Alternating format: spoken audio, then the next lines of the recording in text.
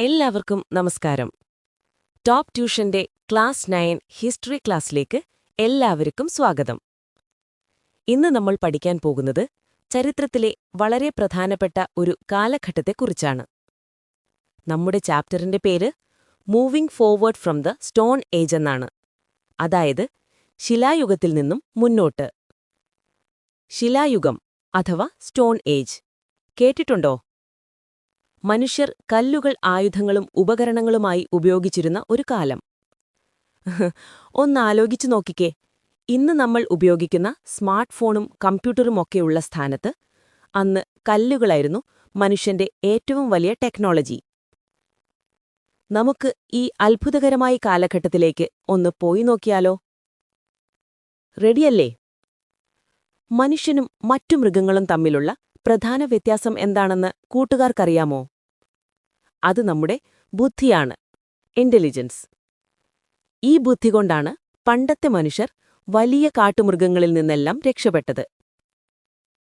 അവരുടെ കയ്യിൽ പ്രത്യേക ആയുധങ്ങളൊന്നുമുണ്ടായിരുന്നില്ല. അവർക്ക് ചെയ്യാൻ കഴിഞ്ഞിരുന്നത് മൃഗങ്ങൾക്ക് നേരെ കല്ലെടുത്ത് എറിയുക മാത്രമായിരുന്നു. പിന്നീട് അവർ കല്ലുകൊണ്ട് മഴു അതായത് ആക്സ്, കുന്തം അതായത് സ്പിയർ തുടങ്ങിയവയൊക്കെ ഉണ്ടാക്കാൻ തുടങ്ങി. സൂക്ഷിച്ചു നോക്കിയാൽ കല്ലുകൊണ്ടുള്ള സൂചികൾ വരെ അവരുണ്ടാക്കിയിരുന്നു. എന്തിനായിരിക്കും അവർ ഈ കല്ലുകൊണ്ടുള്ള ഉപകരണങ്ങൾ ഉപയോഗിച്ചിരുന്നത്? 1. മൃഗങ്ങളിൽ നിന്ന് രക്ഷപ്പെടാൻ, അല്ലേ? 2. മൃഗങ്ങളെ വേട്ടയാടി പിടിക്കാൻ. ഈ ആവശ്യങ്ങൾക്കായി ആദ്യം കല്ലുകളാണ് ഉപയോഗിച്ചിരുന്നത്. പിന്നീട് കാലം മാറിയപ്പോൾ കല്ലിനു പകരം ലോഹങ്ങൾ വന്നു, അതായത് മെറ്റൽസ്. ചരിത്രകാരന്മാർ അതായത് ആർക്കിയോളജിസ്റ്റ്സ് മനുഷ്യചരിത്രത്തെ പല ഘട്ടങ്ങളായി തിരിച്ചിട്ടുണ്ട്. എന്തിന്റെ അടിസ്ഥാനത്തിലാണെന്നറിയാമോ?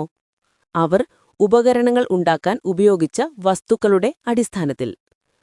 അങ്ങനെയാണ് നമുക്ക് ശിലായുഗം അതായത് സ്റ്റോൺ ഏജ്, ലോഹയുഗം അതായത് മെറ്റൽ ഏജ് എന്നൊക്കെ പേരുകൾ വന്നത്.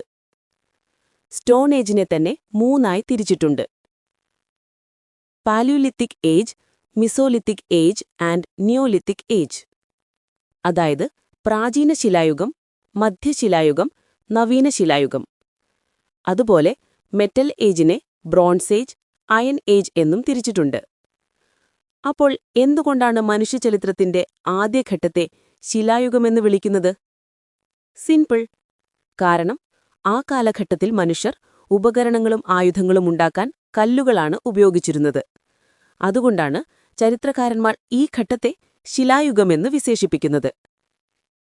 ഇനി നമുക്ക് പാലിയോലിത്തിക് ഏജ് അതായത് പ്രാചീന ശിലായുഗത്തിന്റെ പ്രത്യേകതകൾ നോക്കാം. ഈ കാലഘട്ടത്തിലെ പ്രധാന പ്രത്യേകത മിനുസപ്പെടുത്താത്ത പരുക്കൻ കല്ലുകളാണ് അവർ ഉപയോഗിച്ചിരുന്നതെന്നതാണ്. പാലിയോലിത്തിക് എന്ന വാക്ക് വന്നത് 2 ഗ്രീക്ക് വാക്കുകളിൽ നിന്നാണ്. പാലിയോസ് എന്നാൽ ഓൾഡ് അതായത് പഴയത്, ലിഥോസ് എന്നാൽ സ്റ്റോൺ അതായത് കല്ല്. അപ്പോൾ പാലിയോലിത്തിക് ഏജ് എന്ന് പറഞ്ഞാൽ പഴയ ശിലായുഗം. കിട്ടിയോ? ആദിമ മനുഷ്യരുടെ ഉപജീവനമാർഗവുമായി ഉപകരണ നിർമ്മാണത്തിന് ബന്ധമുണ്ടായിരുന്നു. ആർക്കിയോളജിസ്റ്റ് പറയുന്നത് ഉപകരണങ്ങളുടെ ഉപയോഗത്തിൽ 3 പ്രധാന ഘട്ടങ്ങളുണ്ടായിരുന്നു എന്നാണ്. ഒന്നാമത്തേത് യൂട്ടിലൈസേഷൻ, അതായത് കിട്ടുന്ന കല്ലുകൾക്ക് മാറ്റമൊന്നും വരുത്താതെ അപ്പടിയെ ഉപയോഗിക്കുന്ന രീതി. രണ്ടാമത്തേത് ഫാഷനിങ്. ഇവിടെ കിട്ടുന്ന കല്ലുകളെ ആവശ്യത്തിനനുസരിച്ച് രൂപമാറ്റം വരുത്തി ഉപയോഗിക്കാൻ തുടങ്ങി. മൂന്നാമത്തേത് സ്റ്റാൻഡർഡൈസേഷൻ. ഓരോ ആവശ്യത്തിനും അതിനുവേണ്ട പ്രത്യേക ഉപകരണങ്ങൾ ഉണ്ടാക്കുന്ന രീതി. സൂപ്പറല്ലേ? അവർ പതുക്കെ പതുക്കെ ഡെവലപ്പ് ആവുന്നത് കണ്ടോ? Pebble tools, biface core tools, flake tools എന്നിവയെല്ലാം ഈ കാലഘട്ടത്തിലെ ഉപകരണങ്ങൾക്ക് ഉദാഹരണങ്ങളാണ്. കോർ, ഫ്ലേക്സ് എന്നാണിവ? ഒരു കല്ലിനെ 2ഓ അതിൽ അധികമോ കഷ്ണങ്ങളായി പൊട്ടിക്കുമ്പോൾ ഏറ്റവും വലിയ കഷ്ണത്തെ കോർ എന്നും ചെറിയ കഷ്ണങ്ങളെ ഫ്ലേക്സ് എന്നും പറയുന്നു. കോർ ഉപയോഗിച്ചുണ്ടാക്കുന്നവയെ കോർ ടൂൾസ് എന്നും ഫ്ലേക്സ് ഉപയോഗിച്ചുണ്ടാക്കുന്നവയെ ഫ്ലേക്ക് ടൂൾസ് എന്നും വിളിച്ചു. എത്ര സിമ്പിളാണ്!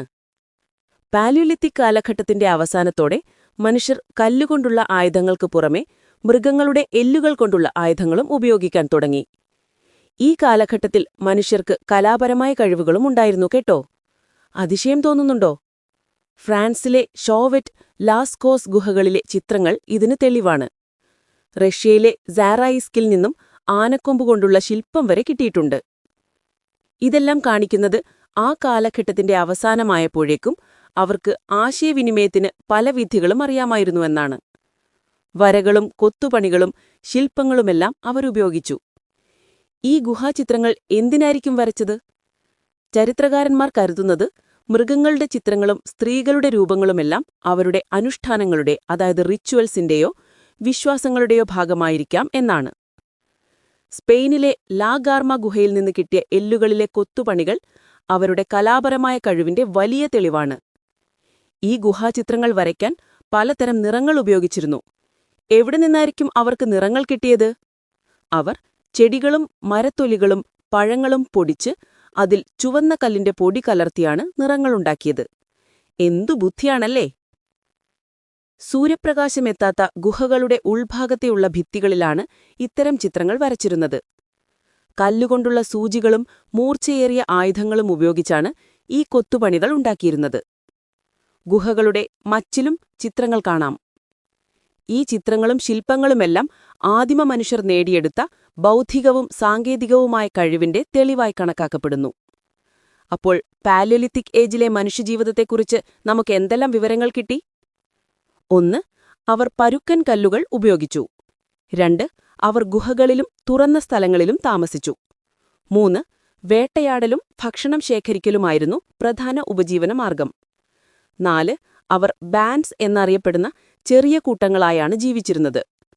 എന്താണ് ഈ ബാൻഡ്സ്? 100-ൽ താഴെ അംഗങ്ങളുള്ള ചെറിയ ഗ്രൂപ്പുകളാണ് ബാൻഡുകൾ. ഈ അംഗങ്ങൾ രക്തബന്ധമുള്ളവരായിരുന്നു. പുരുഷന്മാർ വേട്ടയാടലിലും സ്ത്രീകൾ ഭക്ഷണം ശേഖരിക്കുന്നതിലും ഏർപ്പെട്ടു. അവർ ഭക്ഷണം സംഭരിച്ചിരുന്നില്ല. അതുകൊണ്ടുതന്നെ അവർ ഒരിടത്തും സ്ഥിരമായി താമസിച്ചില്ല.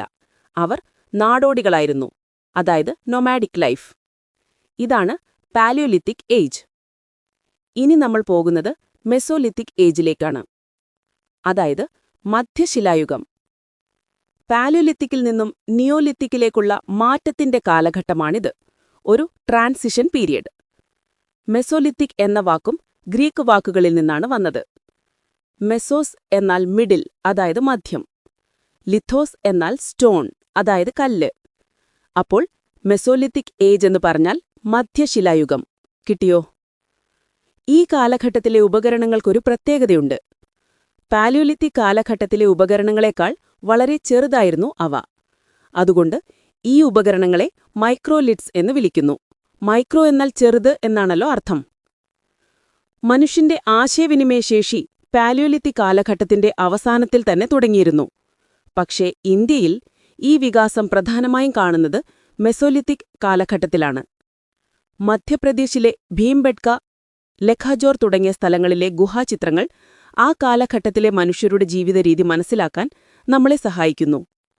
ഈ ചിത്രങ്ങളിൽ നിന്നെല്ലാം നമുക്കെന്താണ് മനസ്സിലാകുന്നത്? അവർ വേട്ടയാടിയിരുന്നു.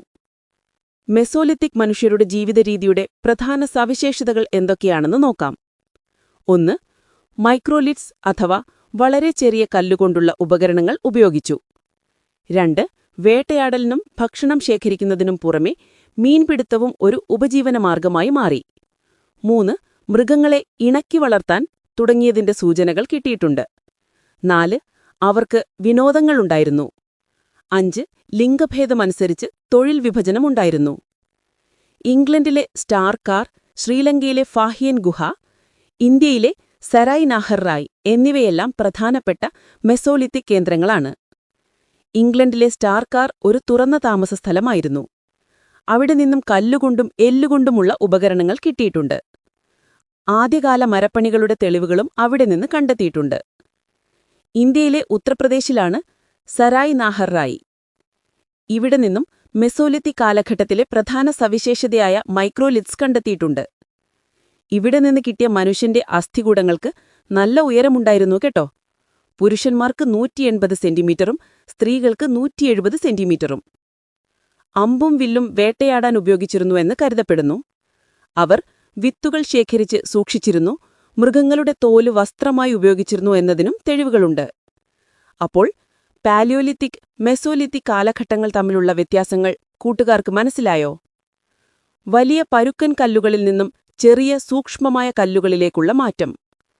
നായാട്ടിൽ നിന്ന് മീൻപിടുത്തത്തിലേക്കും മൃഗങ്ങളെ ഇണക്കി വളർത്തുന്നതിലേക്കുമുള്ള മാറ്റം. ഇതൊരു വലിയ മാറ്റത്തിന്റെ തുടക്കമായിരുന്നു. ഇന്ന് നമ്മൾ സംസാരിക്കാൻ പോകുന്നത് മനുഷ്യചരിത്രത്തിലെ ഒരു വിപ്ലവകരമായ മാറ്റം കൊണ്ടുവന്ന കാലഘട്ടത്തെക്കുറിച്ചാണ്. നിയോലിഥിക് ഏജ് അഥവാ നവീന ശിലായുഗം. നിയോലിഥിക് എന്ന വാക്കും ഗ്രീക്കിൽ നിന്നാണ്. നിയോസ് എന്നാൽ ന്യൂ, പുതിയത്, ലിഥോസ് എന്നാൽ സ്റ്റോൺ, കല്ല്. അപ്പോൾ നിയോലിഥിക് ഏജ് എന്നു പറഞ്ഞാൽ പുതിയ ശിലായുഗം. ഗോർഡൻ ചൈൽഡ് എന്ന ചരിത്രകാരൻ അദ്ദേഹത്തിന്റെ മാൻ മേക്സ് ഹിംസെൽഫ് എന്ന പുസ്തകത്തിൽ നിയോലിഥിക് കാലഘട്ടത്തിലെ 2 പ്രധാന മാറ്റങ്ങളെക്കുറിച്ച് പറയുന്നുണ്ട്. ഈ മാറ്റങ്ങൾ മനുഷ്യജീവിതത്തെ മാറ്റിമറിച്ചു. എന്തൊക്കെയായിരുന്നു ആ മാറ്റങ്ങൾ? 1. മനുഷ്യൻ സ്വന്തം ഭക്ഷണത്തിന്റെ നിയന്ത്രണം ഏറ്റെടുത്തു. അവൻ ചെടികൾ നടാനും കൃഷി ചെയ്യാനും തുടങ്ങി. 2. അവൻ ചിലതരം മൃഗങ്ങളെ ഇണക്കി വളർത്താൻ പഠിച്ചു. അവയ്ക്ക് തീറ്റ കൊടുത്തും സംരക്ഷിച്ചും അവൻ കൂടെ നിർത്തി. കൃഷിയുടെ തുടക്കവും മൃഗങ്ങളെ ഇണക്കി വളർത്തലും ഇവയായിരുന്നു ആ 2 വിപ്ലവകരമായ മാറ്റങ്ങൾ. എന്തുകൊണ്ടായിരിക്കും മനുഷ്യർ കൃഷിയിലേക്കും മൃഗങ്ങളെ വളർത്തുന്നതിലേക്കും തിരിഞ്ഞത്? അതിന് പല കാരണങ്ങൾ ചരിത്രകാരന്മാർ പറയുന്നുണ്ട്. ജനസംഖ്യാവർദ്ധനവ്, ഭക്ഷണത്തിന്റെ കുറവ്, പുതിയ സാങ്കേതിക വിദ്യയിലെ മാറ്റം എന്നിവയെല്ലാമാണ് അതിന് കാരണമായി പറയുന്നത്. പുരാവസ്തു ഗവേഷകർ പറയുന്നത് കൃഷി ആരംഭിച്ചത് ഫെർട്ടൈൽ ക്രസന്റ് എന്നറിയപ്പെടുന്ന ഒരു പ്രദേശത്താണെന്നാണ്. ചന്ദ്രക്കലയുടെ ആകൃതിയിലുള്ള ഈ പ്രദേശം ഇന്നത്തെ ഇറാഖ്, സിറിയ തുടങ്ങിയ രാജ്യങ്ങൾ ഉൾപ്പെട്ടതാണ്. നിയോലിഥിക് കാലഘട്ടത്തിലെ ഉപകരണങ്ങൾക്കും പ്രത്യേകതയുണ്ടായിരുന്നു. അവ മിനുക്കിയ, പോളിഷ്ഡ് ഉപകരണങ്ങളായിരുന്നു. ഈ ഉപകരണങ്ങൾ മനുഷ്യരെ കൃഷി ചെയ്യാൻ സഹായിച്ചു. മണ്ണ് കിളയ്ക്കാനും മരങ്ങൾ മുറിക്കാനും അവ ഉപയോഗിച്ചു. ഇത് മനുഷ്യജീവിതത്തിൽ വലിയ മാറ്റങ്ങളുടെ തുടക്കമായിരുന്നു. കൃഷിയും മൃഗങ്ങളെ വളർത്തലും ഭക്ഷണത്തിന്റെ സ്ഥിരമായ ലഭ്യത ഉറപ്പാക്കി. അതിന്റെ ഫലമായി സ്ഥിരമായ വാസസ്ഥലങ്ങളും, അതായത് പെർമനന്റ് സെറ്റിൽമെന്റ്സും കാർഷിക ഗ്രാമങ്ങളും നിലവിൽ വന്നു. ആളുകൾ നാടോടി ജീവിതം നിർത്തി ഒരിടത്ത് താമസിക്കാൻ തുടങ്ങി. ധാന്യങ്ങൾ സംഭരിക്കാൻ മൺപാത്ര നിർമ്മാണം അഥവാ പോട്ടറി തുടങ്ങി. കൃഷിയിൽ കൂടുതൽ വിളവ് അഥവാ സർപ്ലസ് പ്രൊഡക്ഷൻ ലഭിക്കാൻ തുടങ്ങിയപ്പോൾ സമൂഹത്തിലെ ഒരു വിഭാഗം ആളുകൾക്ക് കൃഷിപ്പണിയിൽ നിന്ന് മാറി നിൽക്കാൻ സാധിച്ചു. അവർ മൺപാത്ര നിർമ്മാണം, നെയ്ത്ത് അഥവാ വീവിംഗ് തുടങ്ങിയ മറ്റു തൊഴിലുകളിൽ ഏർപ്പെടാൻ തുടങ്ങി. അങ്ങനെ സമൂഹത്തിൽ വിവിധ തൊഴിൽ കൂട്ടായ്മകളുണ്ടായി. ഇത് സാമൂഹിക ഘടനയിൽ കാര്യമായ മാറ്റങ്ങൾക്ക് കാരണമായി. ഇന്ന് മനുഷ്യൻ കൈവരിച്ച പുരോഗതിയുടെയെല്ലാം അടിസ്ഥാനം നിയോലിഥിക് കാലഘട്ടത്തിലെ ഈ മാറ്റങ്ങളിൽ കാണാൻ കഴിയും. അതുകൊണ്ടാണ് ഗോർഡൻ ചൈൽഡ് ഈ കാലഘട്ടത്തെ നിയോലിഥിക് റെവല്യൂഷൻ അഥവാ നവീന ശിലായുഗ വിപ്ലവം എന്ന് പേരിട്ടത്. ഇറാഖിലെ ജാർമോ, പാകിസ്ഥാനിലെ മെഹർഗഡ് എന്നിവയെല്ലാം പ്രധാനപ്പെട്ട നിയോലിഥിക് കേന്ദ്രങ്ങളാണ്. ജാർമോയിലെ ആളുകൾ ബാർലിയും ഗോതമ്പും കൃഷി ചെയ്തിരുന്നു. അവർ ആടുകളെയും മറ്റു ചില മൃഗങ്ങളെയും ഇണക്കി വളർത്തിയിരുന്നു എന്നതിന് വ്യക്തമായ സൂചനകളുണ്ട്. ഇന്ത്യൻ ഉപഭൂഖണ്ഡത്തിലെ ആദ്യത്തെ നിയോലിഥിക് കേന്ദ്രങ്ങളിലൊന്നായി മെഹർഗഡിനെ കണക്കാക്കുന്നു. ഇനി നമ്മൾ പോകുന്നത് മെറ്റൽ ഏജ് അഥവാ ലോഹയുഗത്തിലേക്കാണ്. മനുഷ്യൻ കല്ലിനു പകരം ലോഹങ്ങൾ ഉപയോഗിക്കാൻ തുടങ്ങിയപ്പോൾ ലോഹയുഗം ആരംഭിച്ചു. ഇത് സാങ്കേതികവിദ്യയിൽ മനുഷ്യൻ കൈവരിച്ച പുരോഗതിയെ വ്യക്തമായി പ്രതിഫലിപ്പിക്കുന്നു. മനുഷ്യൻ ആദ്യമായി ഉപയോഗിച്ച ലോഹമേതാണെന്നറിയാമോ? ചെമ്പായിരുന്നു അത്. ഈ കാലഘട്ടത്തിൽ മനുഷ്യൻ ചെമ്പിനെ ആയുധങ്ങളും ഉപകരണങ്ങളുമാക്കി മാറ്റുന്ന വിദ്യ പഠിച്ചു. തുർക്കിയിലെ കാറ്റിൽ ഹുയൂക്ക് പോലുള്ള സ്ഥലങ്ങളിൽ നിന്ന് ചെമ്പിന്റെ സാന്നിധ്യം കണ്ടെത്തിയിട്ടുണ്ട്. കല്ലുകൊണ്ടുള്ള ഉപകരണങ്ങളെക്കാൾ എന്തൊക്കെ ഗുണങ്ങളാണ് ചെമ്പുകൊണ്ടുള്ള ഉപകരണങ്ങൾക്കുണ്ടായിരുന്നത്? അവയെ ഇഷ്ടമുള്ള രൂപത്തിലേക്ക് മാറ്റാൻ കഴിയുമായിരുന്നു. കൂടുതൽ കാലം നിലനിൽക്കുമായിരുന്നു. ഡ്യൂറബിലിറ്റി ഉണ്ടായിരുന്നു. ചെമ്പിന്റെ കാലഘട്ടത്തിലും മനുഷ്യൻ കല്ല് ഉപേക്ഷിച്ചിരുന്നില്ല കേട്ടോ. ചെമ്പുകൊണ്ടുള്ള ഉപകരണങ്ങളോടൊപ്പം കല്ലുകൊണ്ടുള്ള ഉപകരണങ്ങളും ഉപയോഗിച്ചിരുന്ന ഈ കാലഘട്ടത്തെ ചാൽക്കോലിഥിക് ഏജ് എന്ന് വിളിക്കുന്നു. ഇന്ത്യയിൽ രാജസ്ഥാൻ, മധ്യപ്രദേശ്, മഹാരാഷ്ട്ര തുടങ്ങിയ സ്ഥലങ്ങളിൽ നിന്നെല്ലാം ഈ കാലഘട്ടത്തിന്റെ അവശിഷ്ടങ്ങൾ കണ്ടെത്തിയിട്ടുണ്ട്. അടുത്തതാണ് ബ്രോൺസ് ഏജ്, വെങ്കലയുഗം. എന്താണ് ബ്രോൺസ് അഥവാ വെങ്കലം? ചെമ്പും ടിന്നും ചേർത്ത ഒരു ലോഹസങ്കരമാണ് വെങ്കലം. വെങ്കലം ചെമ്പിനേക്കാൾ ശക്തമായ ലോഹമാണ്. ഈ കാലഘട്ടത്തിലാണ് നഗരജീവിതം അഥവാ ഏർബൺ ലൈഫ് ആരംഭിക്കുന്നത്. ഒരു പ്രദേശത്ത് ജനസാന്ദ്രത കൂടുകയും ഭൂരിഭാഗം ആളുകളും കൃഷിയല്ലാത്ത കരകൗശലം, വ്യാപാരം തുടങ്ങിയ മാർഗങ്ങളിലൂടെ ഉപജീവനം കണ്ടെത്തുകയും ചെയ്യുമ്പോഴാണ് നഗരവൽക്കരണം അഥവാ ഏർബനൈസേഷൻ ആരംഭിക്കുന്നത്. ഇന്ത്യയിലെ ഹാരപ്പൻ സംസ്കാരം വെങ്കലയുഗത്തിൽപ്പെട്ടതാണ്.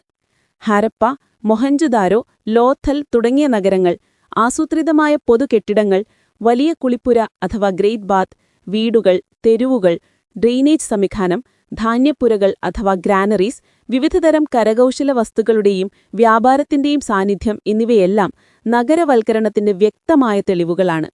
അതുകൊണ്ടാണ് ഹാരപ്പൻ സംസ്കാരത്തെ ഇന്ത്യൻ ചരിത്രത്തിലെ ആദ്യത്തെ നഗരവൽക്കരണം എന്ന് വിളിക്കുന്നത്. ഹാരപ്പൻ സംസ്കാരത്തിന്റെ തകർച്ചയ്ക്ക് ശേഷം ആര്യന്മാർ സപ്തസിന്ധു, ഇന്നത്തെ വടക്കുപടിഞ്ഞാറൻ ഇന്ത്യ മേഖലയിലേക്ക് വന്നു. അവരെക്കുറിച്ചുള്ള വിവരങ്ങൾ നമുക്ക് ലഭിക്കുന്നത് വേദങ്ങളിൽ നിന്നാണ്. അതുകൊണ്ട് ഈ കാലഘട്ടത്തെ വേദിക് ഏജ് എന്ന് വിളിക്കുന്നു. ഇത് ഏകദേശം 1500 BCE മുതൽ 600 BCE വരെയാണ്. വേദിക് കാലഘട്ടത്തെ രണ്ടായി തിരിച്ചിട്ടുണ്ട്: ഏർലി വേദിക് പീരിയഡ്, ഋഗ്വേദം രചിക്കപ്പെട്ട കാലഘട്ടം; ലേറ്റർ വേദിക് പീരിയഡ്, യജുർ, സാമ, അധർമ്മവേദങ്ങൾ രചിക്കപ്പെട്ട കാലഘട്ടം. ഈ രണ്ടു കാലഘട്ടത്തിലെയും ജനങ്ങളുടെ ജീവിതം നമുക്കൊന്ന് താരതമ്യം ചെയ്തു നോക്കാം. ഏർലി വേദിക് കാലഘട്ടത്തിൽ ആളുകൾ കൂടുതലും കന്നുകാലികളെ വളർത്തുന്ന അഥവാ പാസ്റ്റോറൽ എക്കോണമി അർദ്ധനാടോടികളായിരുന്നു. എന്നാൽ ലേറ്റർ വേദിക് കാലമായപ്പോഴേക്കും അവർ ഗംഗാസമതലം വരെ എത്തി കൃഷിക്ക് പ്രാധാന്യം നൽകി സ്ഥിരജീവിതം അഥവാ സെറ്റിൽഡ് ലൈഫ് നയിക്കാൻ തുടങ്ങി. ഏർലി വേദിക് കാലഘട്ടത്തിൽ സ്ത്രീകൾക്ക് താരതമ്യേന ഉയർന്ന സാമൂഹിക പദവി ഉണ്ടായിരുന്നു. എന്നാൽ ലേറ്റർ വേദിക് കാലമായപ്പോൾ സ്ത്രീകളുടെ സാമൂഹിക പദവി കുറഞ്ഞു. ഏർലി വേദിക് കാലത്ത് യാഗങ്ങൾ ലളിതമായിരുന്നു. ലേറ്റർ വേദിക് കാലത്ത് യാഗങ്ങൾ കൂടുതൽ സങ്കീർണവും ചെലവേറിയതുമായി അത് ഒരു വിഭാഗത്തിന്റെ മാത്രം പ്രത്യേക അവകാശമായി മാറി. വർണ്ണസമ്പ്രദായം അഥവാ വർണ്ണ സിസ്റ്റം ശക്തമായതും ലേറ്റർ വേദിക് കാലത്താണ്. പുരോഹിതവൃത്തി ചെയ്യുന്ന ബ്രാഹ്മണർ, ഭരണം നടത്തുന്ന ക്ഷത്രിയർ, കൃഷിയും വ്യാപാരവും ചെയ്യുന്ന വൈശ്യർ, ഈ 3 വിഭാഗങ്ങളെയും സേവിക്കുന്ന ശൂദ്രർ എന്നിങ്ങനെ 4 വർണ്ണങ്ങൾ. അപ്പോൾ കൂട്ടുകാരെ, നമ്മൾ മനുഷ്യചരിത്രത്തിന്റെ തുടക്കവും അതിന്റെ വിവിധ ഘട്ടങ്ങളിലൂടെയുള്ള പുരോഗതിയും കണ്ടു. കാടുകളിലും ഗുഹകളിലും മരപ്പൊത്തുകളിലും ജീവിച്ച്, പ്രകൃതിയെയും മൃഗങ്ങളെയും അതിജീവിച്ച്, മനുഷ്യൻ അവന്റെ യുക്തിയും ബുദ്ധിയും ഉപയോഗിച്ച് അവൻ ആവശ്യമുള്ളത് കണ്ടെത്തി കണ്ടുപിടിച്ചു. അവൻ മുന്നേറിയപ്പോൾ പരിഷ്കൃതരായ മനുഷ്യർ സാമൂഹികവും രാഷ്ട്രീയവും സാമ്പത്തികവുമായ ഘടനകൾ രൂപപ്പെടുത്തി. 21ാം നൂറ്റാണ്ടിൽ നിന്നുകൊണ്ട് മനുഷ്യചരിത്രത്തിന്റെ ഈ കാലഘട്ടങ്ങളിലേക്ക് തിരിഞ്ഞു നോക്കുമ്പോൾ മനുഷ്യന്റെ പുരോഗതിയുടെ വ്യാപ്തി അറിയാനും മനസ്സിലാക്കാനും നമുക്ക് കഴിയുന്നു. എന്തൊരു വലിയ യാത്രയാണല്ലേ അത്! പിന്നെ നമ്മുടെ ഈ ടോപ്പ് ട്യൂഷൻ സെന്ററിൽ ചെറിയ ബാച്ച് സൈസിലാണ് ഹൈസ്കൂൾ ക്ലാസ്സുകളുള്ളത്. അപ്പോൾ നല്ല മാർക്ക് വേണമെന്നുണ്ടോ? എങ്കിൽ എത്രയും പെട്ടെന്ന് ഞങ്ങളുടെ ഫേസ് ടു ഫേസ് ക്ലാസ്സിൽ ജോയിൻ ചെയ്യുകയോ അല്ലെങ്കിൽ യൂട്യൂബ് ക്ലാസ്സുകൾ ഉപയോഗിക്കുകയോ ചെയ്യുക. പാലക്കാട് നിവാസികളെ ടോപ്പ് ട്യൂഷന്റെ ഫേസ് ടു ഫേസ് ക്ലാസ്സിലേക്ക് സ്വാഗതം ചെയ്യുന്നു. കൂടുതൽ അറിയുവാൻ 8006066363 എന്ന നമ്പറിലേക്ക് വിളിക്കുക. എല്ലാവരും നന്നായി പഠിക്കണം. അടുത്ത ക്ലാസ്സിൽ കാണാം. Bye bye.